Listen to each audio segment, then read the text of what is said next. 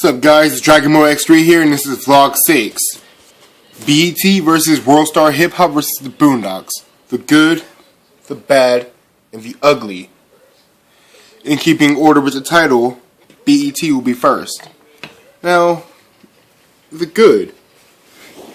BET is one of the few networks that caters almost exclusively to a black audience. It has a few events made for appreciation of black folks in entertainment, and it was founded by a conscientious black person who cared about his audience.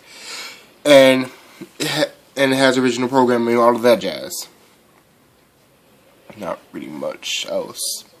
The bad, Johnson, which is the founder, sold us out to Viacom, which gives us the new acronym for BET as Black Evil Television, which is coined by Aaron McGruder of the Boondocks, which actually was quoted which I actually quoted from an unaired episode in the U.S. And because of Viacom, we get a lot of bullshit programming that shows the black race based on stereotypes, like all those hood movies on BET. Y'all know what I'm talking about. I mean, when they first came out, yeah, like, they were relevant, but in this day and age, it seems like you're just trying to demonize the black race still. That's how I feel. And those BS reality TV shows. Like, come on, Real Husbands of Hollywood now? Which, damn, it is fake, but still, god damn. What's next? Real Housewives of Compton?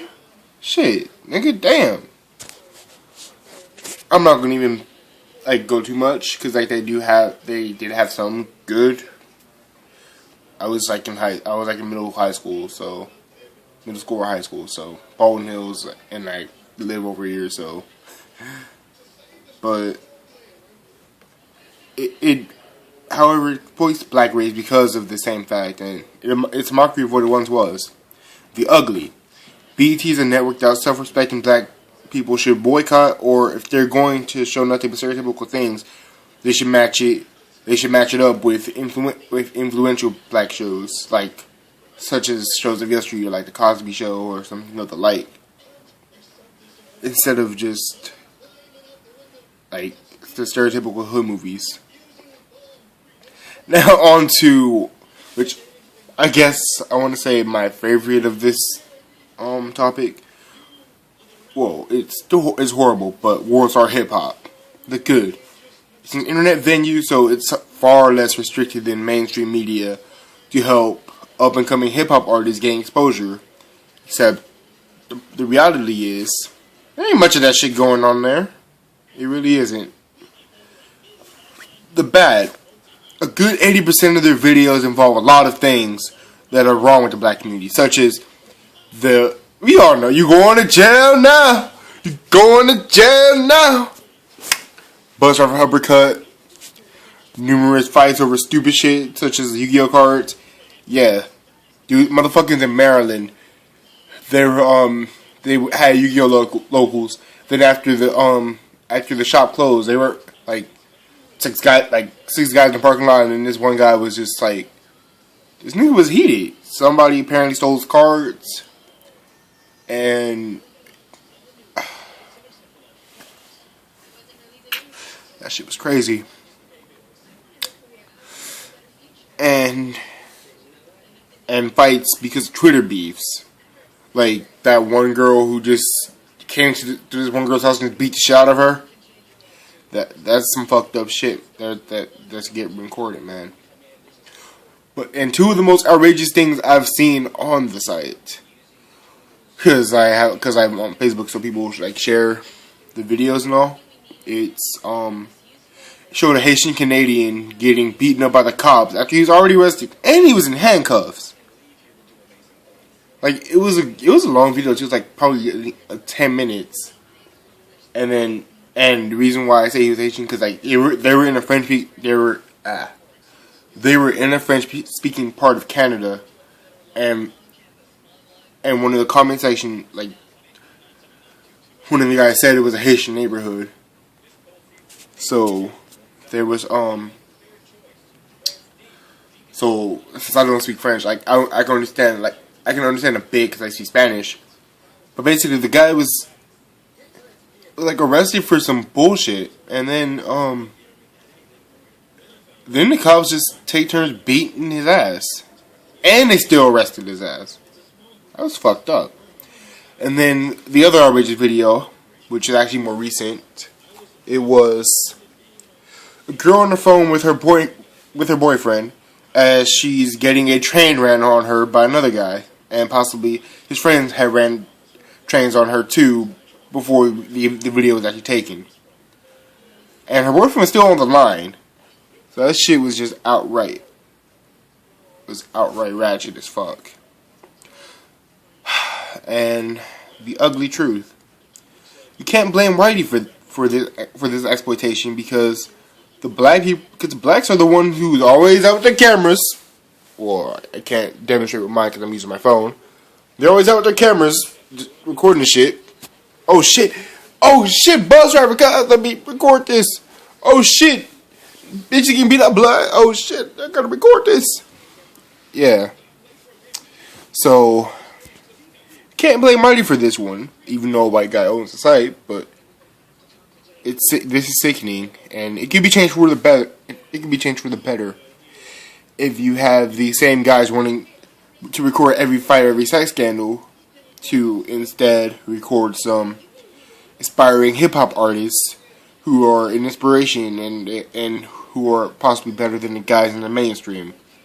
Because, like I've said for a while now, Lupe, and only because I don't know if Kendrick Lamar is considered in the mainstream or underground still, are the best in the mainstream. Whereas underground is superior. You have people like My Son, Hobson, Tyler,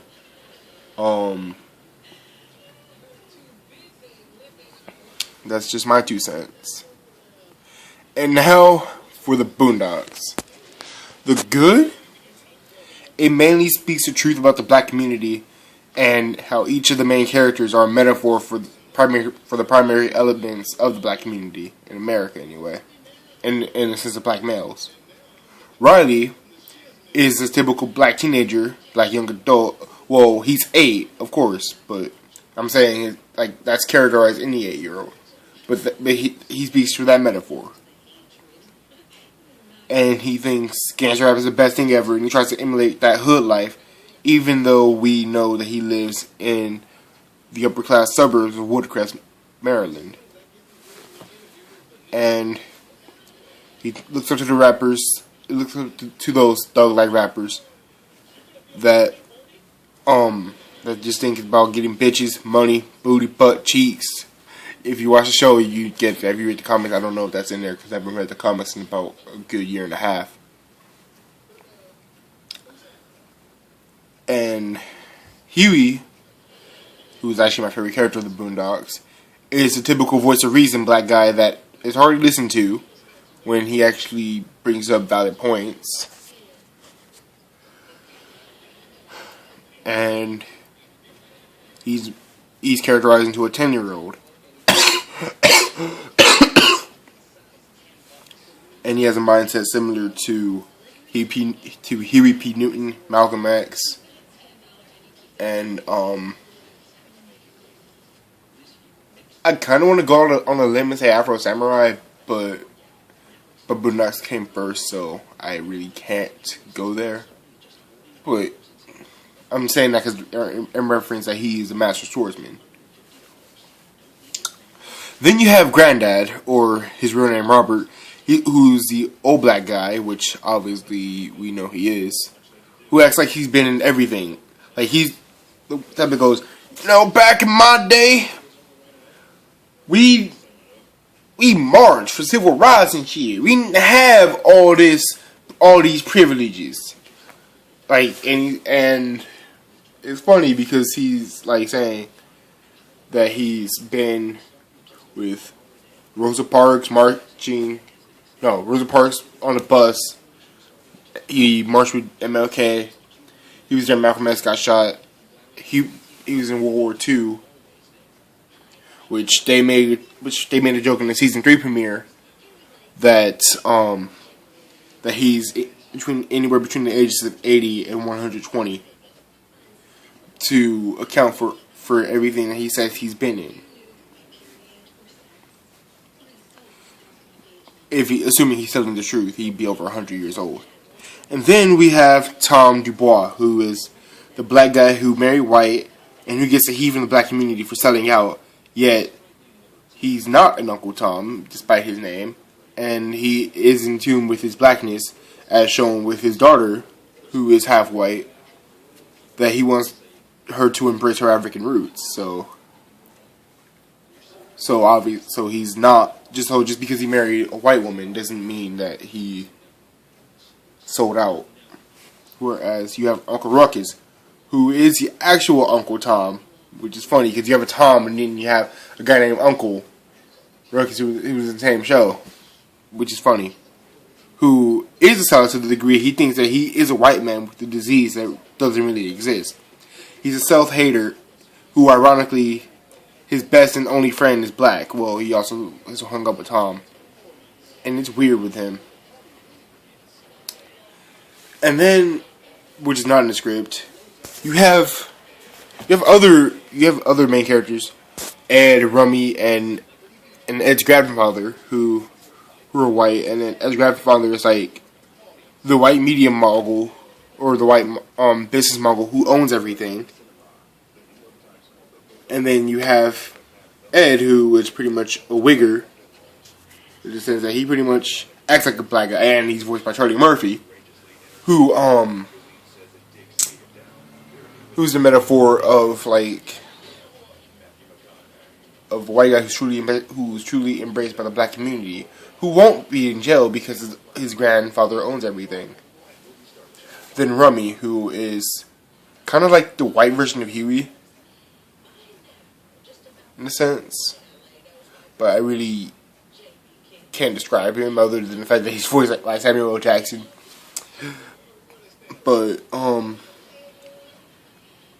if you look at him and Huey, then you see that they're not really that different. And then the bad. If you've seen the show and read the comics, then you see a slight change in some of the characters, but it's primarily for the show. It really isn't anything bad about the show. It's pretty much the truth of the black community, more or less explained in a TV animated sitcom or comic strip. And I put this in here to compare to BET and WorldStar because Boondocks like shows the black community, whereas BET like stereotypes it. WorldStar Hip-hop gets every goddamn hood fight and every goddamn sex scandal in the black community. Now, in The Ugly, it's just a damn good show and comic strip if you read it. Shout out to my man Aaron McGruder.